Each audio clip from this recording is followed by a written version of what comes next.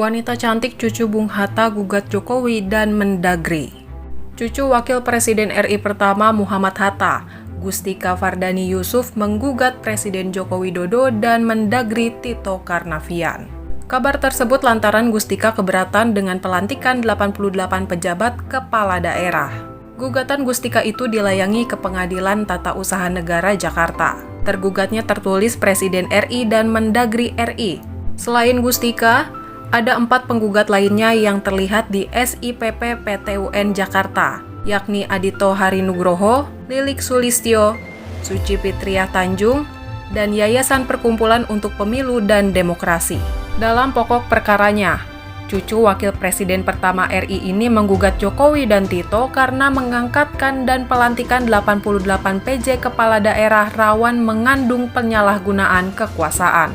Menyatakan tindakan pemerintahan yang dilakukan tergugat 1 dan tergugat 2, berupa melakukan serangkaian tindakan pengangkatan dan melantik 88 PJ kepala daerah.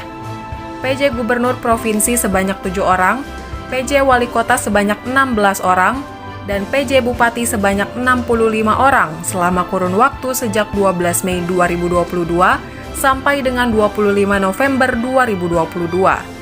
Yang berpotensi mengandung unsur penyalahgunaan kekuasaan. Bunyi petitum gugatan seperti dilihat Jumat 2 Desember 2022.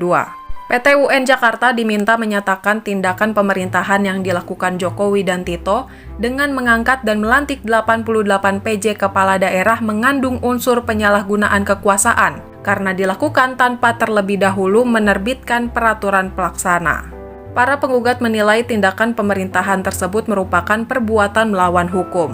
Mereka juga meminta Majelis Hakim PT UN Jakarta menyatakan pengangkatan dan pelantikan total 88 PJ kepala daerah tersebut batal dan tidak sah.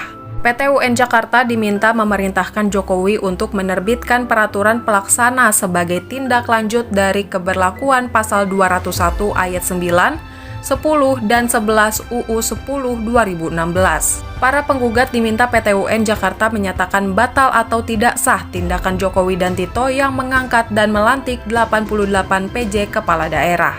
Sebelumnya Mendagri Tito Karnavian melantik sejumlah pejabat kepala daerah untuk sejumlah wilayah. Misalnya pada Juli lalu, Mendagri melantik 36 PJ kepala daerah antara lain untuk Aceh, Banten, dan Gorontalo. Para PJ kepala daerah mengisi kekosongan kekuasaan hingga ada kepala daerah definitif hasil Pilkada serentak 2024.